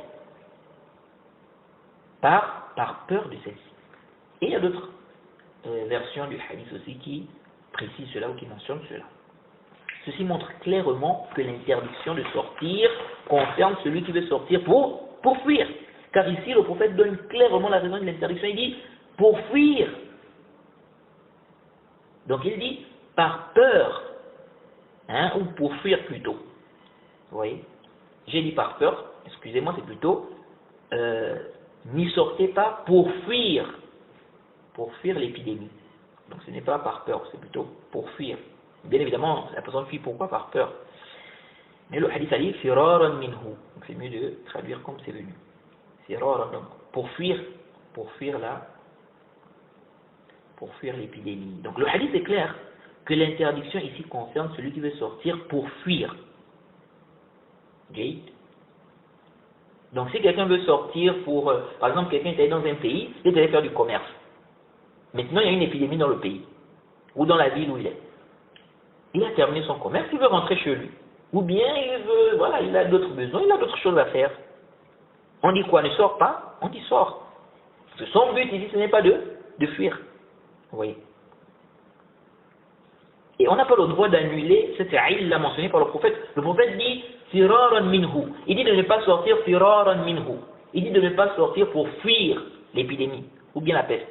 Donc, on comprend quoi? On comprend que si ce n'est pas pour fuir, je peux sortir. Parce que, pourquoi? Quel est l'intérêt alors de mentionner ça? Quel est l'intérêt de dire firaran minhu? Pourquoi il dit alors, n'est-ce pas, pour fuir cela? Si ça n'a pas d'effet ici. Donc, ça c'est le fait que le prophète mentionne, ça veut dire qu'on doit prendre ça en considération. Donc, si je sors, ce n'est pas pour fuir, il n'y a aucun ishkal. Il n'y a aucun ishkal. Je m'étonne, des gens qui disent, non mais s'il sort forcément c'est pour fuir. Qui a dit ça? Qui a dit ça? Donc, avant l'épidémie, la personne n'avait plus de choses à faire, la personne n'avait pas de projet, rien. Quelqu'un peut même, il avait déjà préparé son voyage, mais il y a eu l'épidémie. Mais lui il sort parce qu'il s'était déjà préparé, qu'il doit sortir, rien à voir avec l'épidémie. Quelqu'un va dire, oui, mais qui va savoir que non, mais lui-même il peut dire ça, il peut dire que moi, j'ai peur, c'est pourquoi je voyage, je ne peux pas rester ici à cause de l'épidémie, j'ai peur, je n'ai pas envie d'être, n'est-ce pas, atteint. Ou bien il dit, je vais avec ma famille, je fuis. Il peut le dire de sa propre bouche, comme il peut écrire cela. Ce n'est pas possible. Quelqu'un peut dire, moi, j'ai peur, je ne peux pas rester là. J'ai peur de cette épidémie, donc je fuis. Maintenant, s'il ne dit pas, ou bien s'il ment, ça c'est entre lui et Allah. Il aura le péché. S'il sort pour fuir et il ment que ce n'est pas pour fuir, ça c'est entre lui et Allah. Il aura le péché, il a contredit le hadith du prophète. Nous, on nous a demandé de juger les apparences. On transmet, là, le prophète a dit ça. Maintenant, si lui, maintenant dans son intention, il fait ça pour fuir, même s'il nous trompe, il ne va pas tromper Allah. Vous voyez? Donc ça c'est clair. Où est l'ishkal? Il n'y a aucun ishkal ici. Il n'y a aucun ishkal. Donc on n'a pas le droit d'annuler cette illa que le prophète a mentionné. Le prophète a bien dit firaran minhu. Donc si c'est pour fuir l'épidémie, on dit c'est interdit, tu ne dois pas sortir. Mais si ce n'est pas pour fuir, tu veux sortir pour faire, je ne sais pas moi, ton commerce, ou bien tu sais pas, parce que tu as un besoin, tu vas aller dans un autre pays faire ceci ou cela, ça n'a rien à voir, tu ne veux pas fuir. Ici on dit c'est permis. Ici on dit c'est permis. Donc si ce n'est pas pour fuir, c'est permis. Et les savants m'ont précédé dans ça. Et j'ai mentionné des savants qui ont dit cela. Que si ce n'est pas pour fuir, il n'y a pas de mal. Donc où est l'ishkal? Où est le problème? Oui. Le problème c'est que les gens ne veulent pas prendre la religion. L'imam al-Nawawi a dit dans son explication du Sahih Muslim au tome 14 à la page 172 à 173, il a dit وفي هذه الأحاديث منع القدوم على بلد الطاعون ومنع الخروج منه فرارا من ذلك أما الخروج لعارض فلا بأس بذلك فلا بأس به. Et il dit encore un peu plus bas, il dit واتفقوا على جواز الخروج بشغل وغرض غير الفرار ودليله صريح الأحاديث. إيش تريد بعد ذلك؟ ودليله صريح الأحاديث. Il dit, l'imam Nawawi dit, dans ces hadiths, il y a l'interdiction d'entrer dans un pays où il y a l'épidémie ou la peste. Bon, les savants ont débattu, est-ce que le ta'oun, on restreint ça à une catégorie est-ce qu'on va dire que ça englobe les épidémies de manière générale, ou bien on va parler juste de la peste et tout ça. C'est un débat, mais allez, le plus savant, ça peut être général. Donc, il dit, il y a l'interdiction d'entrer, dans ces hadiths, il y a l'interdiction d'entrer dans un pays où il y a l'épidémie ou la peste, et l'interdiction d'en sortir, pour fuir cela. Quant au fait de sortir pour une circonstance, il n'y a pas de mal. Donc, sortir comme ça, en passant, et par rapport à une circonstance, il n'y a pas de mal. Il dit, ils sont unanimes qu'il est permis de sortir pour une occupation, un but qui n'est pas le fait de fuir. Il est permis de sortir il a même dit consensus, ils sont unanimes. Il dit, pour un but qui n'est pas le fait de fuir. Vous voyez, la preuve de cela, il dit, la preuve de cela, donc le dalil, il dit la preuve de cela, ce sont les textes clairs, les hadiths clairs, fin de citation. Il fait allusion aux textes qui ont mentionné clairement que la personne ne doit pas sortir firaran minhu, pour fuir cela. Ibn Abd al-Barr, il dit dans le Tamhid, le tome 21, page 183, il dit وفي ذلك إباحة الخروج ذلك الوقت من موضع الطاعون للسفر المعتاد إذا لم يكن القصد الفرار من الطاعون Il dit ici nous avons en cela la permission de sortir en ce moment d'un endroit où il y a la peste ou l'épidémie pour un voyage habituel si le but n'est pas de fuir la peste ou l'épidémie. Si le but n'est pas de fuir la peste ou l'épidémie. Fin de citation. Et Ibn Muflih, dans Al-Adab al-Shari'a, il dit dans Al-Adab al-Shari'a, au tome 3, la page 367, il dit وَإِذَا وَقَعَ الطَّاعُونَ بِبَلَدٍ وَلَسْتَ فِيهِ فلا تقدم عليه وإن كنت فيه فلا تخرج منه لخبر المشهور الصحيح لذلك ومرادهم في دخوله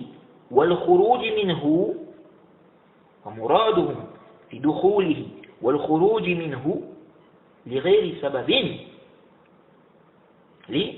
سبب بل فرارا وإلا لم يحرم. Il dit, s'il y a la peste dans un pays et que tu te retrouves dans ce pays, il dit, n'y va pas. Donc, n'y va pas. Et si tu es à l'intérieur, ne sors pas à cause de l'information connue authentique sur cela.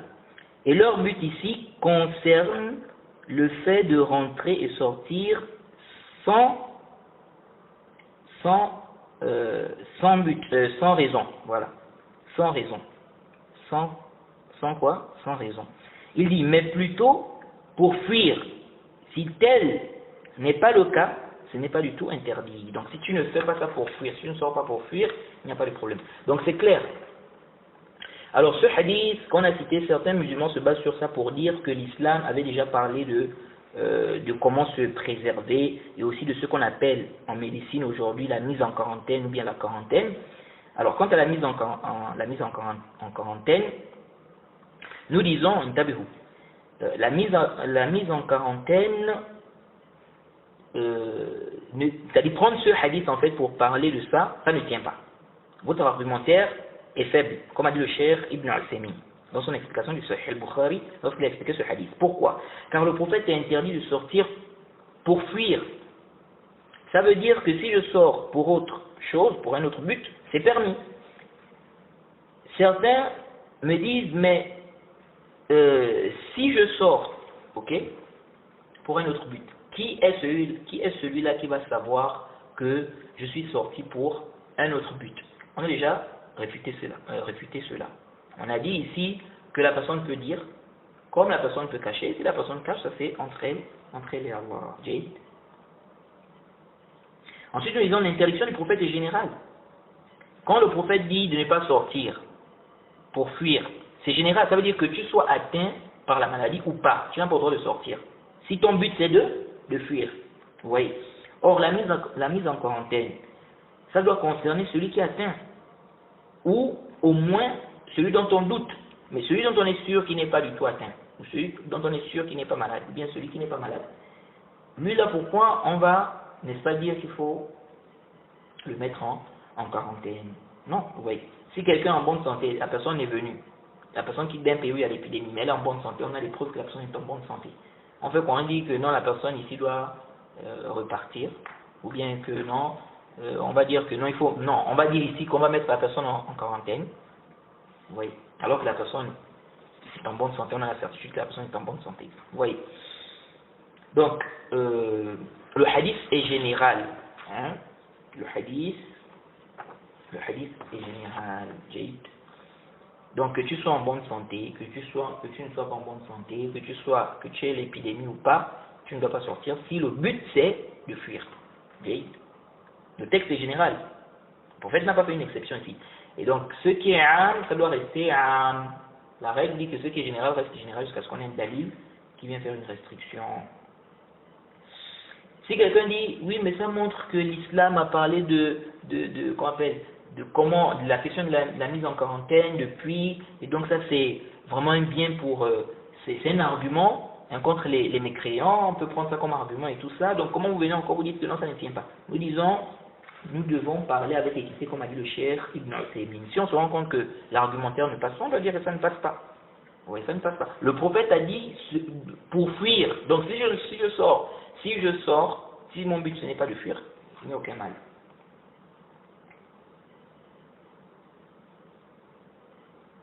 Le problème, l'ishkal en fait c'est quoi? L'ishkal que beaucoup ont eu concernant ce hadith, c'est qu'ils ont pensé que le prophète ici, lorsqu'il dit de ne pas sortir, par peur, ou même lorsqu'il dit de ne pas rentrer, beaucoup ont pensé que c'est pour que l'épidémie ne se propage pas.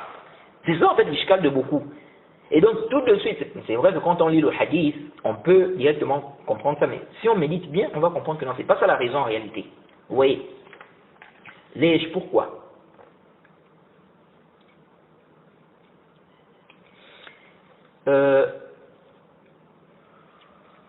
Déjà on a dit que l'istidlal, ça a argumenté de ce hadith pour parler de la mise en quarantaine, ça ne passe pas parce que déjà dans le texte, le prophète a bien précisé que que l'interdiction c'est pour, comment on appelle ça, c'est celui qui veut fuir, donc il est interdit à celui qui veut fuir, donc il doit rester là, et il ne doit pas fuir, il doit faire sa confiance en Allah.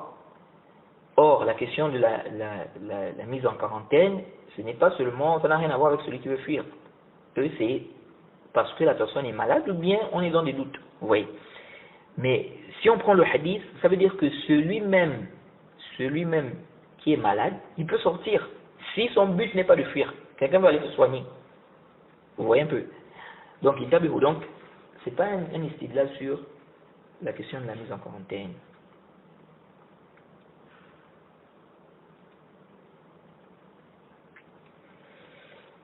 Et ce qui renforce aussi ça, c'est que le prophète, dans un hadith, dans le Sahih al-Bukhari, il a dit, il n'y a pas un serviteur qui demeure patiemment dans un endroit touché par une épidémie, avec l'espoir d'être récompensé par Allah, et en étant persuadé que rien ne pourra l'atteindre si ce n'est ce qu'Allah a décrété par Allah, sans qu'il n'obtienne la récompense du martyr. Vous voyez, dans un autre hadith, le prophète a dit, celui qui fuit la peste est comme celui qui fuit le combat. Vous voyez. Donc, al-farru min al-ta'un, kal-farri min al-zahf. Vous voyez. Alors, pourquoi on dit que ce n'est pas la raison en fait? La raison ici, ce n'est pas la contagion, ce n'est pas la question de la contagion ou le fait que la chose se propage. Parce que ce qui montre que ce n'est pas déjà pour la question, ici ce n'est pas pour que l'épidémie ne se propage pas, c'est pas ça la raison. Pourquoi? Parce qu'il a dit de ne pas sortir pour fuir l'épidémie. Donc ça veut dire que si je sors pour un but autre que le fait de fuir, c'est permis. Donc ça veut dire que la raison ce n'est pas le fait que ça se propage. Et si c'était ça, pourquoi le prophète a précisé, pourquoi il a dit il ne faut pas que la personne sorte pour fuir l'épidémie ou la peste là? Pourquoi il a précisé ça? Si la raison c'était le fait que l'épidémie se propage, c'est pourquoi on a interdit, c'est pour que l'épidémie ne se propage pas. Et donc on a interdit de sortir. Si c'était ça la raison, le prophète, pourquoi il a dit ici, pourquoi il précise, pourquoi il dit de ne pas sortir pour fuir? Donc ça montre ici qu'il y a quelque chose d'autre ici. Oui. Donc la personne doit placer sa confiance en Allah. Et parmi les raisons, ce qui montre que ce n'est pas ça la raison, c'est que parce qu'il y en a qui ont pris une partie du hadith, ils ont pris le fait qu'on interdise de rentrer dans le pays où il y a l'épidémie pour dire en fait que la raison c'est la contagion. C'est pour que ça ne se propage pas, la contagion, à cause de la contagion, parce que quelqu'un va rentrer, il peut avoir l'épidémie, quelqu'un va sortir, il va propager l'épidémie, et donc c'est pourquoi le prophète interdit de rentrer. Mais ça ne tient pas. Pourquoi? Comme a expliqué l'imam Tahawi, je pense que l'imam Tahawi ou bien Ibn Daqiq al-Aid, entre les deux, Ibn Hajar a mentionné cela, entre les deux, je ne me rappelle plus, mais soit c'est l'imam Tahawi, soit c'est Ibn Daqiq al-Aid, je pense que c'est l'imam Tahawi. Il a expliqué quoi? Il a dit si c'était ça la raison, on devait autoriser à celui qui est à l'intérieur de sortir. Or le prophète lui interdit de sortir. Parce que si on dit le but c'est pour se préserver, pour ne pas que la personne soit touchée par l'épidémie, pour que ça ne se propage pas, etc. Ça veut dire que celui qui est dans un endroit où il y a l'épidémie, il doit se préserver aussi. Mais pour se préserver aussi, il doit fuir. Aller dans un endroit où il n'y a pas l'épidémie. Mais on dit non, il reste là. Le prophète interdit. Donc ça montre que ce n'est pas ça la raison, Jade. Et je rappelle qu'il y a une version de Abu Nadra où on dit que le prophète a dit, qu'ils ne sortent pas, sauf si c'est pour fuir. Mais ça c'est une erreur comme a expliqué l'imam Nawawi, comme a mentionné l'imam Nawawi dans son explication sur Sahih Muslim, c'est une erreur du rapporteur, c'est-à-dire qu'il a ajouté un terme ici, illa firaran minhu. Non, c'est plutôt firaran minhu, qu'ils ne sortent pas pour fuir l'épidémie.